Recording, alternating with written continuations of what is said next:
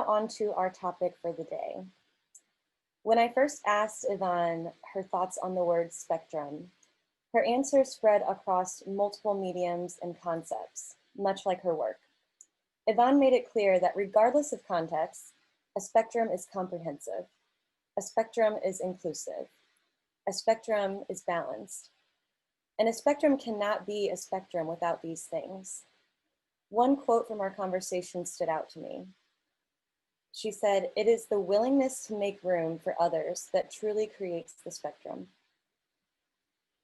I'd like to present Yvonne Osei. Yvonne is a Ghanaian conceptual artist, fashion designer, and art educator whose international creative practice explores topics of beauty, colorism, and the residual implications of colonialism in a post-colonial West Africa and Western cultures. Yvonne also uses textiles and clothing as artistic mediums to foreground global socio-political issues.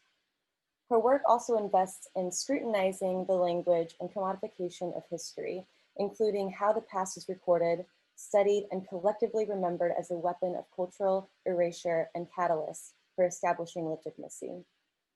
Yvonne's talk, "The Artist Learns to Roar," was featured by TEDx St. Louis, and she currently serves as the member chair for women and the Kemper at the Mildred Lane Kemper Art Museum and the co-chair of the Equity, Access, and Integration Committee for the Surface Design Association. Yvonne, thank you so much for being here with us today. Thank you. Thanks, Samantha, for having me. It's always a pleasure to speak with you. And thank everyone for being here. Absolutely. So to kick things off, let's just start with the most simple question. How would you define spectrum in its simplest terms? Oh, okay. So, you know, as a child, this right here is something that I played with a lot. I was fortunate to have a mother that would not scold me for scribbling and drawing all over my bedroom. And I shared that bedroom with 2 other siblings, and I would turn the walls into a pictorial diary. And so I think that also graduated to this when I grew up. And then it kind of went on and on to painting, to, you know, paint swatches, gouache, acrylics, and things like that.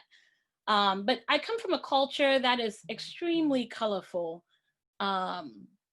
It's a culture that expresses itself through dress, through food. I mean, even the things that we use, the common things that we use are all an outburst and a celebration of color. And so my textile designs, my painting, even the way I dress really embraces color. It's my love for color kind of made its way into my art, and we'll be talking a little bit more about that. But as I was exploring the theme spectrum, I realized that in every single definition, spectrum is always about a range, right? It's this continuum. There's nothing really limiting or static or constrained about spectrum. It stretches, it spreads, it's not compressed.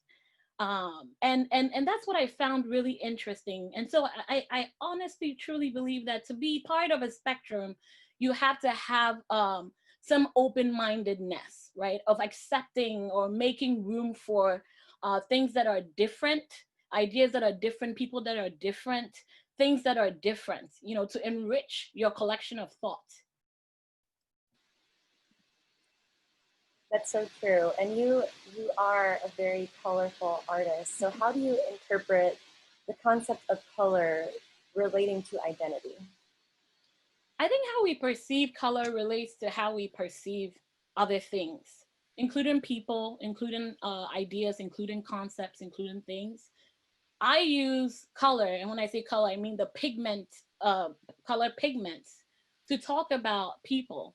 I use the formal characteristics of pigmentation to unpack complex issues relating to race, relating to beauty, our history, which forms a part of one's identity. You know, identity is really layered. It's about human behavior. It's about politics, it's about race, especially in the United States, right? That identity is largely informed by one's physicality, you know, and you know, complexion also forms part of it. But I would explain that concept by talking about I would say one piece that I want to share in relation to color and identity. When I was in primary school back in Ghana, there was this experience where I would have art class, and there'll be a gouache painting class where you use gouache, which is a medium to paint. It kind of has this kind of spectrum going, but I would pick, let's say, use my brush to pick orange and start painting it. And I wouldn't wash my brush and use that same brush to pick blue and paint on the same surface. And after a while, I would, like, you know, paint over and over. And I remember my instructor at that time saying, you know, Yvonne, I think you're over painting this vibrant painting. You're going to turn it black. And what he was referring to was that when you start to mix all these colors, you get this sort of muddy hue. I kind of borrowed that language or that aesthetic to this project that I'm going to talk about, which is Infinity. You know, it was really talking about unity in collectiveness. So again, it's really about people and color in that work. And this idea of embracing and understanding others, moving from oneself to something that's more inclusive. And if you flip through, Samantha, there's this video here where you're looking at, I kind of put tempera paint on people. At that time, I was going to Webster University for my undergrad. And one thing that's incredible about Webster, if you're not familiar with that university, is that it embraces a lot of international students. So a lot of my friends were from all different parts of the world, right? I had friends from Pakistan, I had friends from South Africa, parts of Austria, and the list goes on.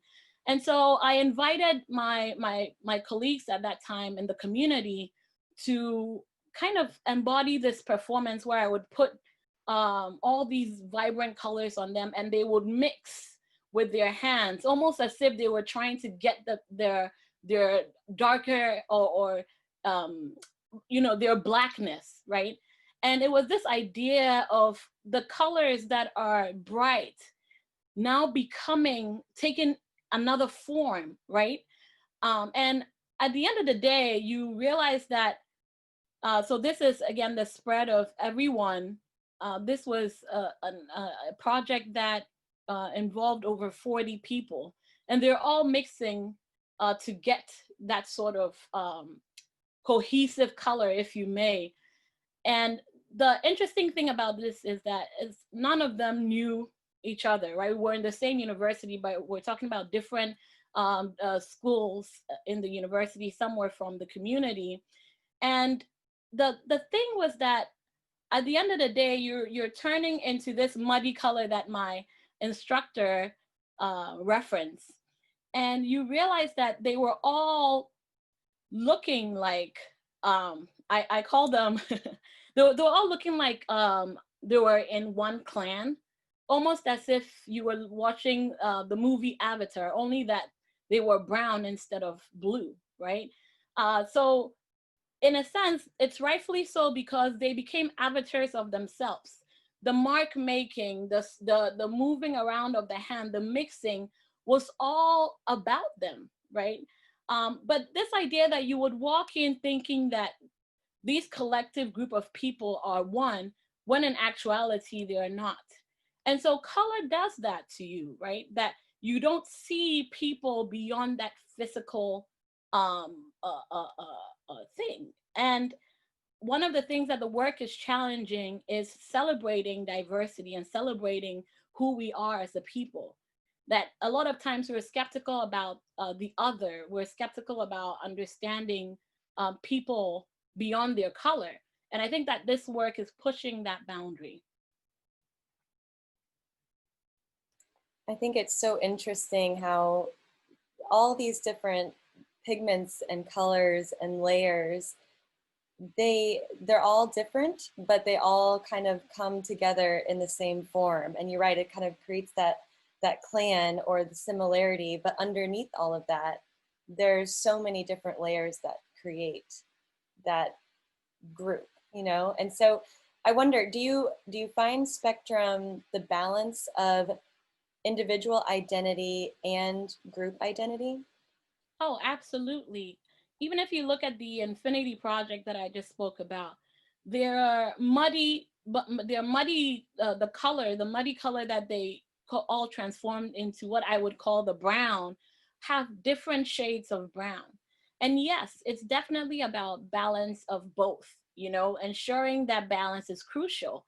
A spectrum is dependent on its collectivity as it is its individuality. And I think a lot of times we don't kind of understand that. We're not saying that, you know, everyone should look the same or sound the same or be the same, but actually without that individual exhibiting their uniqueness, a spectrum would not exist. It thrives on that individuality. You know, I was a stamp collector when I was quite young. And one of the things I realized about stamp collecting is that it really thrives on this idea of the common and the peculiar. So as a stamp collector, I would trade stamps that I would deem common to me for stamps that are peculiar to the other person. But yet on the flip side, the other person is trading stamps that are common to them, but peculiar to me, right? And so it's really about that sort of desire to build a comprehensive collection of stamps, you know, with a variety of iconography and, you know, vast representation of place that matters. And so I've been pondering over the fact that what happens if the space to make, you know, that swap or that exchange does not exist? Then really it stifles the collection. You know, so there's really a place for balance. In the colors of the rainbow, it's a band. You know, it's not a blend. So when blue meets green, it knows that it is not green, and that's what enriches, you know, that the rainbow. I also found it interesting that spectrum is actually a Latin word, and some of its meaning is to look or to regard.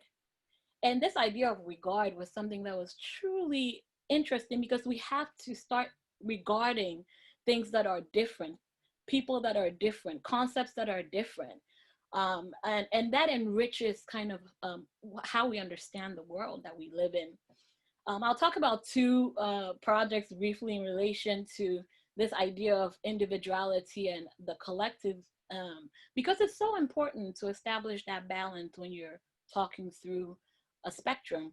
And the next project will be Blooming Bridges, where I was using hands as a way to express this idea of identity. I realized that a lot of times when we talk about identity, we're quick to show people from different places and their faces of maybe people from different parts of the world.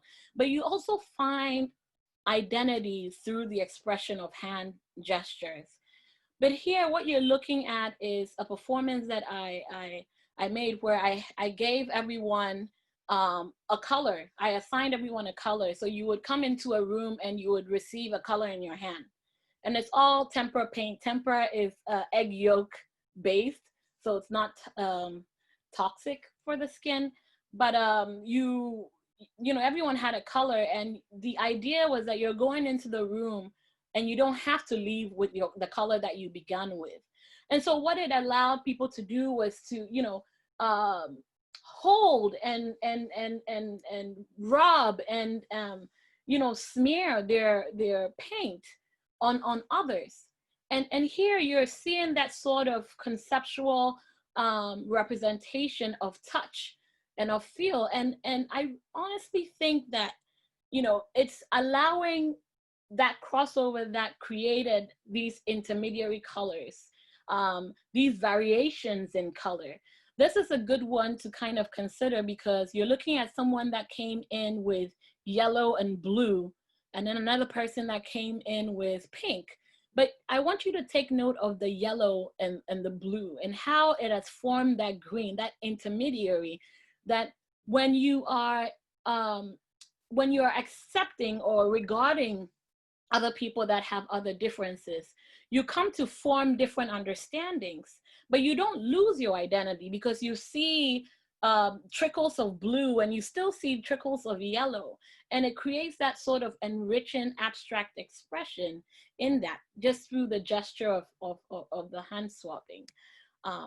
And another thing that another project I want to talk about in relation to this is Close Enough.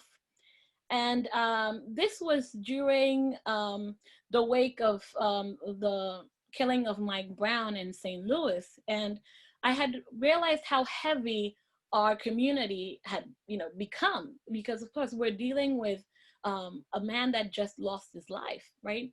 And how that impacted our city. And at that time I was pursuing my MFA at Washington University, and I had a studio down in the Delmer region, and that sits on the Delmer Divide, right? And so I decided to turn my studio into, you would think, a minimalist painting, but in actuality it's not. It is these bands of colors that have different Pantones that relate to a specific person in the St. Louis community. And it was a way to, in a way, introduce this idea of interracial communication. So you can see that I'm not creating a spectrum as you would think of it, but I have jumbled up, these bands that represent, racial skin tones, to cause people to talk to people that don't physically look like them. And Close Enough, the rule that I had given my participants, and they didn't know each other, they've literally been put into boxes, and you can see that the white lines separating them. But the rule that they had was, you can absolutely leave this sort of installation, but you have to find someone that is close enough to what you have there. And what I meant was not necessarily close enough to the color. It could be a conceptual relationship. It could be a psychological relationship.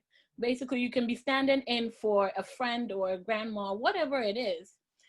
The cool thing about this project is that what really happens is the mixing of the color happens when the person gets over the awkwardness, because they all didn't know each other. I usually use people that are from different backgrounds and that don't necessarily cross paths. I got the librarian at that time at WashU involved, and students and the community. But I want you to take note that it's really about the other person deciding to have that communication with the other, that the colors actually mix, that our concepts and our understandings actually cross over. And so here, you even have relationships that have lasted longer than this performance. I know that these two people here are still in connection with each other. But I would want to describe one instance where a man, an African-American man, actually came in and then stood at a shade that was lighter than his complexion. And for 5 minutes he was standing there, and I was, in my head, I was cheering him on. I said, yes, you're doing the right thing, you go, right? But after 10 minutes, I realized that he had moved to a hue that in a way matched his color, because people around him in that installation at that time told him that he does not fit in the box. So it was operating on human behavior, collective behavior, this idea that you might see yourself in one way, or understand yourself to be one thing, but yet the people around you influence the way you think and the way you react, right? And all of this was inspired by a trip that I took to Home Depot, and I asked them to generate the color of my skin. So I walked up to the painting department, and I just told the worker there, a really nice lady, that I wanted to buy the color of my skin. Of course, she looked at me like I was crazy, and I said, you know, I'm not trying to start any trouble. I just want the color of my skin, you know, to purchase that. So she called her manager, who was a lot taller than she was, and I said, sir, I'm not trying to make any trouble. You know, I'm truly doing a research, and I want to generate the color of my skin. In every Home Depot, they have a spectral photometer that kind of, what it does is that it reads the wavelength of light reflecting off a surface, and it computerizes that to give you a color. So he said, you know, absolutely, we'll just like fit whatever part of your body that you want in this spectral photometer and generate that color for you. Literally, you can take anything to Home Depot and they will do that. So we generated one color, and, you know, I suggested that we stick another part of my body, and I ended up with about 7 different colors of myself, you know, walking out of Home Depot. So I was really happy to do that. So this work is generated from that sort of understanding. I love this project, Yvonne. And Yeah. when you were telling me, I mean, just in our prep calls about this, the idea of a collection and the idea of, you know, collecting stamps or whatever it might be, a collection isn't really special or diverse or interesting unless you have a variety, unless you have different components making up that collection. And just the idea of where that transaction happens, if you're right, if that wasn't there and you only had one type of stamp, it wouldn't be as important or special. So I love that, creating that space for differences. And I think that when you open up your mind, that really lets in opportunity for innovation as well. You know, you're kind of letting in the differences, and you know, that back to that Latin definition of spectrum, that whether it's to look or regard, it's almost like to accept or to appreciate. You know, once you appreciate and take in those differences, I think you come up with a way more collaborative collective of people. Definitely, definitely. So what happens when the individual identity overpowers the group or the spectrum? Well, I would say that the short answer is that it ceases to be a spectrum, right? That I honestly feel like my work thrives on, you know, shedding light on these invisibilities, right? That the unseen and the unheard must be heard and seen, you know? And creating other perspectives is something that's really important for me. I want to talk about one piece where I was actually working with the Herbert Hoover Boys and Girls Club in St. Louis. And it's an organization that serves over 500 African Americans. And so I was teaching, I was an art instructor at that time, and I would teach, you know, I think 6-year-olds through 13. And I remember I believe there were 9-year-old, these 3 gorgeous 9-year-olds coming to my table. And at that time, Trayvon Martin had been killed. And this was, I believe, in 2012. It happened in Stanford, Florida. And, you know, it was really having a toll on my students, you know. And I remember these girls coming up to me and saying, you know, Miss Yvonne, we would like to do a tribute for Trayvon Martin. And I said, okay, you know, what's their idea? One of the things I you know, I tell my students all the time is that if you're putting something into the world, you know, it must matter. It must mean something, right? And so, you know, I always push them to think beyond, to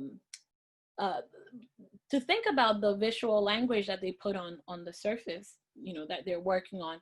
And so when they said that, I was like, okay, so what's the concept? What's the idea?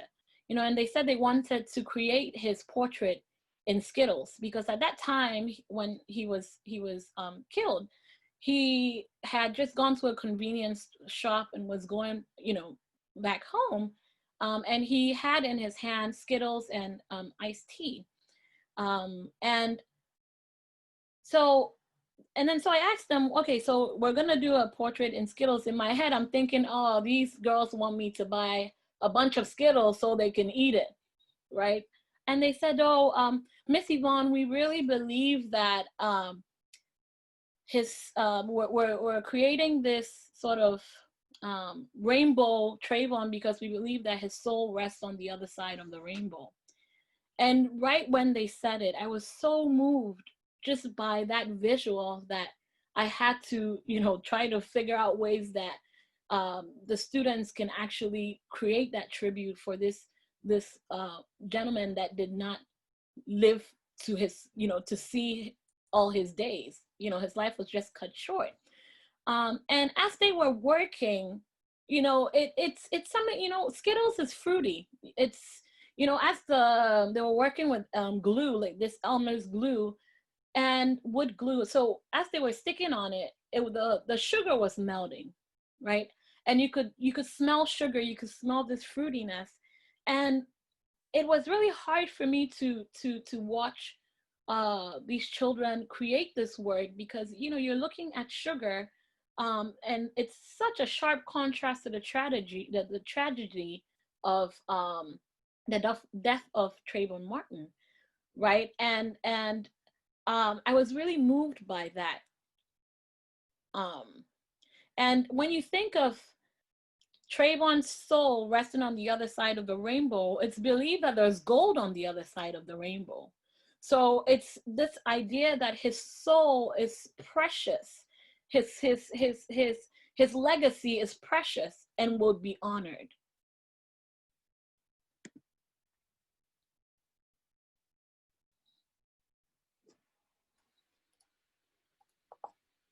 That's such a powerful project. And when you said your students coming to you and telling you that this is because Trayvon's soul rests on the other side of the rainbow, I just got chills. I think that is such a powerful statement. And it's interesting to me too, how the medium is something that will kind of disintegrate over time. And I think that kind of speaks to his life being ended early, and you know, these ideas and concepts are going to stay with us, but we will move on as people, and hopefully for the better.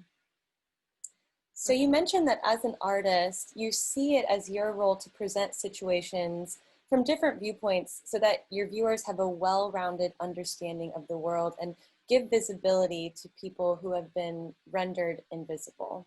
Can you speak to this? Yeah, sure. So I always say that as visual beings, you know, even our vision is limited. You know, there are limitations to the way we see. And it's important that we have different viewpoints. You know, take for example, someone that is seeing an elephant from afar. You know, someone that's just seeing the tail of an elephant from afar and how it's wiggling as the elephant is walking, but you're just seeing the tail because you're afar. And you are convinced beyond measure that it's a worm, right? It is such an underestimate of what you're looking at, you know, and that's where it's important to look at this elephant from different points, you know, because when those different viewpoints are welcomed, you have a more cohesive understanding of what you're looking at. That's how I see, you know, my role as an artist is to present viewpoints. And, you know, as a Black woman, I'm more concerned about bringing my lived experience forward, because those are the things that I know about. You know, diversity has always existed. You know, what we really lack is how we regard this diversity and how we're willing to integrate it more meaningfully, right? And a full-fledged spectrum does not put things in place, right? It just allows the entities be and to flourish as they are. You know, there's no, you know, compression going on. It's just there, and it's celebrated and it's seen, you know, it's allowed to flourish. My most recent work uses textiles and clothing to address identity, because I truly believe that, you know, clothing is something that we all share. And I use this medium to talk about certain social issues, also using color as well. Um, and and it's a medium that we can all relate to. And I think what I love about it is that as much as we get to pick the clothes that we wear, we don't get to decide what people think of us. Similar to what was going on in Close Enough, right? That it's your environment that decides what is put on you, as much as you know, it's a two-way thing. It's a private and a collective. And so this body of work I want to share with you all is from Utopia with Love. I have this daily ritual, not so much now because of COVID, where I would take photographs of people I come into contact with, mostly strangers, of their different parts of their bodies, kind of how you see on the screen here, where I would just approach you. You might have a nice smile, or you might be wearing some cool jeans, or you might have a cool tattoo or hairstyle, and I would ask to photograph you. I've done that so many times, and I have this database of these photographs and short videos that I pull from to create my textiles that are influenced by skin. And it was just this thought that I had, that what if clothing was something that could take on photographic renditions of skin. So for example, if I had this blazer that I'm wearing, if it was made in photographic renditions of, let's say, Caucasian skin, as an African woman, what does that mean? And what becomes of race when we do that? So what you're looking at on the screen here is an image of a classmate's. At that time, I was still at WashU, and this friend of mine had heard that I was doing this project where I was going around taking photographs of different people.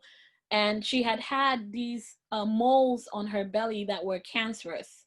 And she was taking them out in a couple of days. And so she had wanted me to photograph them. And the interesting thing about this is, when I photographed them, turned them into textiles, and sold a garment, she couldn't even recognize that that was her skin. You know, and so for me, that clothing is a memorial of her moles that she had, right? And that this idea of clothing being used as temporal skin can cause a shift and change in the way we see people, you know, in the way we understand people. I really see it as a celebration of people accepting one's physicality, but it's also a critique on how we limit people based on their skin color, based on their physicality, right? And that we don't look, we're kind of stifled by that, and that we need to allow people to be and to flourish. So the work really, so this one, for example, is Indications of Time. And you're looking at a textile design that celebrates aging, the marks on our bodies. So you're looking at scars, you're looking at wrinkles, you're looking at moles. It's a celebration of that. You know, because there's the scars on our body that it becomes a part of our DNA, it becomes a part of our storytelling. You know, so here you have freckles, and I believe the elbow of one of these lovely ladies that I go to church with. So again, this sort of mixing of complexions going on in the skin. And you would see in the next slide here how that is then layered on the actual skin, right? So you're looking at skin on skin on skin on skin, where you have the clothing itself as a membrane can be thought of conceptually as skin. Then you have this photographic rendition of someone's skin, but then it's being worn to protect another skin, right? So you have that layering of skins going on in that piece. So really what this body of work is doing is emphasizing emphasizing the importance of understanding that race, dwelling on racial identity alone can be detrimental. So here you have fingers, a photograph of fingers, and a hair braid that I took from my sister and turned it into tweed for an ensemble for one of my favorite professors in WashU here. So again, something from one person going on to another and being celebrated by that, but also raising awareness of our physicality in a way, and interchanging and interswapping and intermixing that. But the entire collection is really kind of reminding us that, you know, it's really insidious to for racial discrimination to take hold in our society, and it's celebrating the true spectrum of our humanity.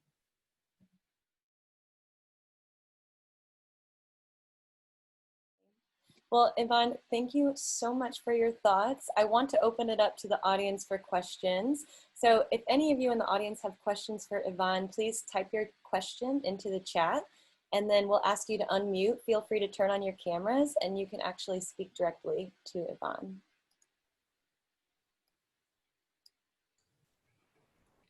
We'll wait for some questions to come in. I think of a question myself too.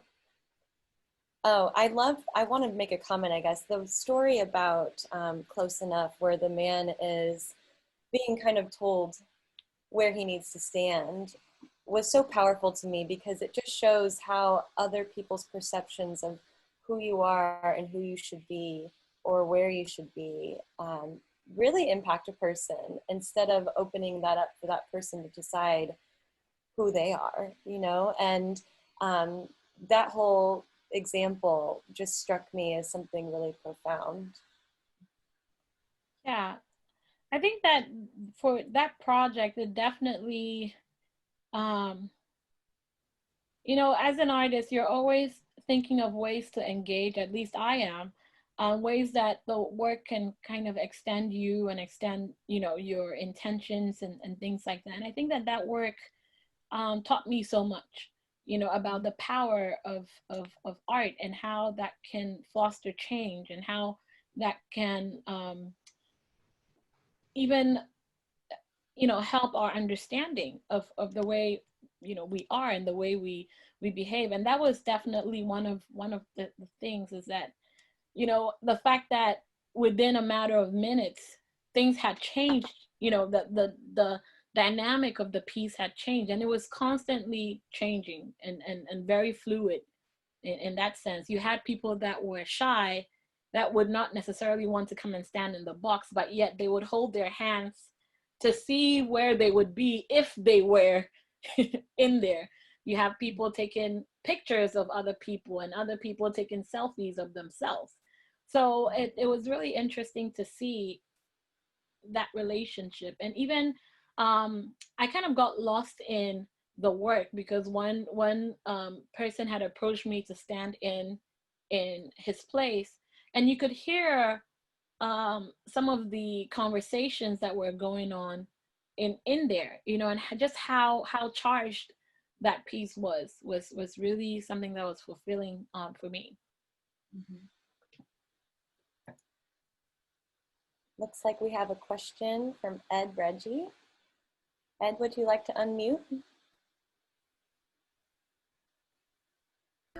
Sure. Good morning. I'm enjoying this, and I love everything you do. I've been following you for many years, of course, and I am fascinated that your art moves in and out of these categories of fine arts and performance art. And do you use these labels? I'm curious. And when you're doing your art, how do you manage that? And it's not so much for you as the artist, but for the others, how they categorize you. Oh, this is really interesting. And thanks for being here. And it's really great to see you. How do I, at first, if you had asked me this probably 9 years ago, I would care about, what label I go with. But honestly, it's really right now I'm just seeing the work kind of intermingling. And at one point I'm a textile designer, the next point I'm a fashion designer, the next point I'm a conceptual artist, and it goes on and on. So you're really right about the fact that my creation is really hard to, even the mediums are hard to box in. you know um in the past I've referred to myself as a transmedial artist, just because the mediums are kind of blending in and informing each other and layering on concept. But how people define me is interesting. So when I am a lot of the work that I do is really in public space. I also do work indoors, but I enjoy just being outside and interacting with audiences that do not maybe have that direct relationship with a gallery or with museums, that they also need to be engaged somehow, right? And so I've had people call me a nomadic artist, like an artist that is always on the move and just engaging people as she travels and as she goes. I've had people call me a performance artist, and it shifts and changes, and I'm honestly really fine with that.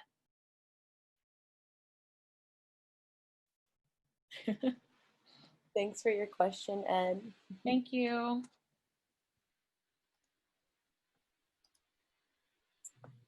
Well, Yvonne, I don't see any more questions coming through, but I want to thank you. I loved your definition as, your role as an artist for shining light on different perspectives, or the invisible, as you call it, because that is just so important. Oh, here's a couple more questions. Okay, Elizabeth, would you like to unmute and ask your question? Hi, Yvonne.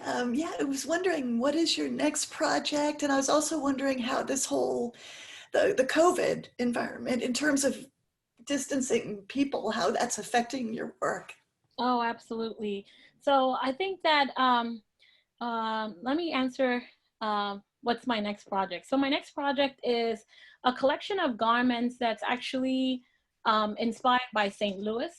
And it's these textiles where I'm taking pictures of the landscape of St. Louis, neighborhoods, people that live in it, and layering it with historical imagery as well, to talk about the legacy of St. Louis, to talk about some of the racial injustices that have happened on the landscape itself, but also pushing beyond that. And I've been really interested in how we memorialize, how we monumentalize experiences and events that have happened in our world.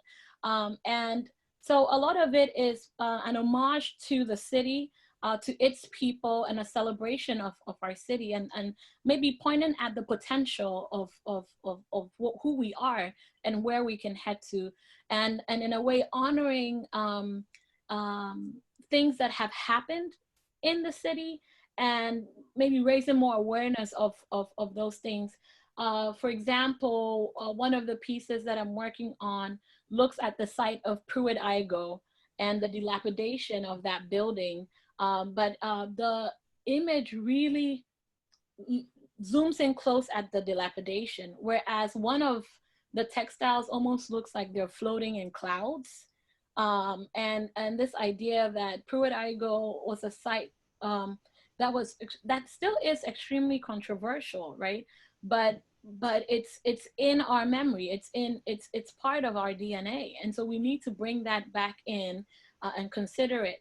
I have other places that use Forest Park, or there was this guy, this young boy that was in the Cherokee neighborhood who was playing with his sisters, but he was playing with a toy gun. And so I kind of was photographing Cherokee, and I used that it really kind of took me back to Tamar Rice, who was also playing with a toy gun around I believe it was the bus station, and was killed by the police on arrival. And it kind of really, I kind of wanted to create a textile that drew relationship with, you know, that the St. Louis children, the children in Cherokee playing, and, you know, bring back this honor of Tamar Rice and his life and his legacy in that.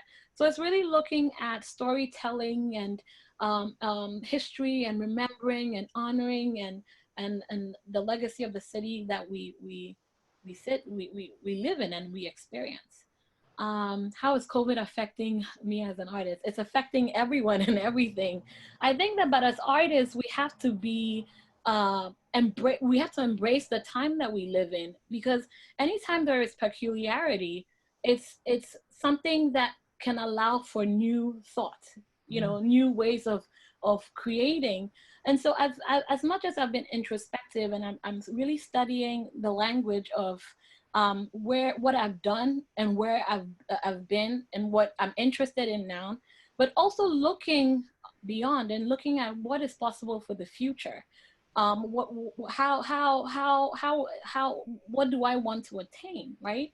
And so I'm at this spot where I'm really excited about the things I'm doing. I'm still, I have this body of work where I'm kind of clothing nude sculptures in public spaces. So I'm doing that still with the mask, but I'm just really, it's just a really weird time. And I'm taking my time to understand myself and to grow as an artist, really. I'm so happy you're doing it here in St. Louis. Yeah, I love your smile. Thanks for asking. And it looks like we have one last question from Charles Jacobson. Charles, would you like to unmute? Okay. I'm not a scientist, a mathematician, but I have, been, as a teenager, I was very enthralled by radio telescopes when they first started, and was made aware that the spectra, we can only see a teeny part of what they call the radio spectrum, okay, which includes ultraviolet, for example. But I mean, if you could see radio waves in the sky, it would be a fantastic sky, wouldn't it? Because you'd see all these beacons. You know what I'm saying? Are you ever going to push beyond the colors, the visual color spectrum? That's a great question. This is just a fantastic question. But when you use the word spectrum, I think of the whole radio spectrum and the wonders in that spectrum. No, it's an interesting question. And honestly, spectrum goes beyond even radio waves, right?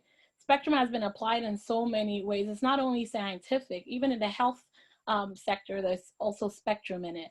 But when you talk of radio waves, it's interesting because I just did a collaboration with a fantastic artist who's based in Kansas City, where she is trying to capture this idea of truth speaking through audio waves.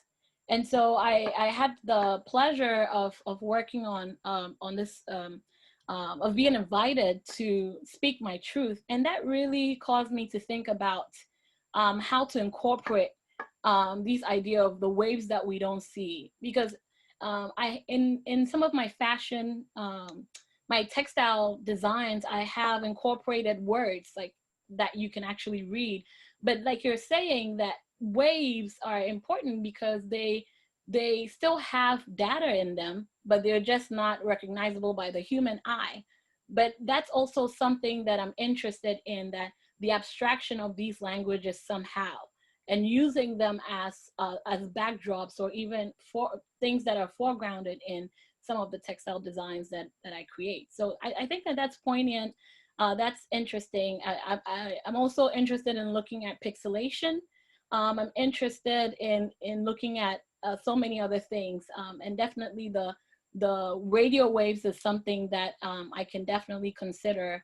And I think it's interesting, something that I've been, this idea of the abstraction of language, of visual language itself, is something that I've been considering. So thank you. Well, it could be related to I was just thinking, the super impressionism, Mm. you know, beyond, you're actually dealing in kind of an impressionism, in a sense, you know that? Yeah, I mean, yeah, because I feel like, anytime you move, like even with the more abstract pieces, it's already about that mark making, right? It's already about that sort of gesture, and I'm interested in expressing myself through those things. Well, I'm a writer now, and I'm always interested in the different applications of the same concept, like color in writing, Mm, color in art, color in writing, rhythm in music, rhythm in writing, mm. the arts. So when today, your color uh, means something to me, because I would like to apply that to writing. Definitely. And that's what spectrum is, right? It's in those hybridities that we find a new birth of something to add on to our collection of knowledge. And so I really appreciate that. Great questions and comments, Charles, and great questions from everyone. I see we're a couple minutes over, so I want to thank you all for joining. Thank you so much, Yvonne, for being here with us this morning. And again, we have events every month, so please keep in touch with Creative Mornings. Follow us on social media. Follow Yvonne. We're going to post her website link, Twitter, and Instagram in the chat. And hopefully we'll see you all next week. Thanks, guys. Thank you. Thanks for attending.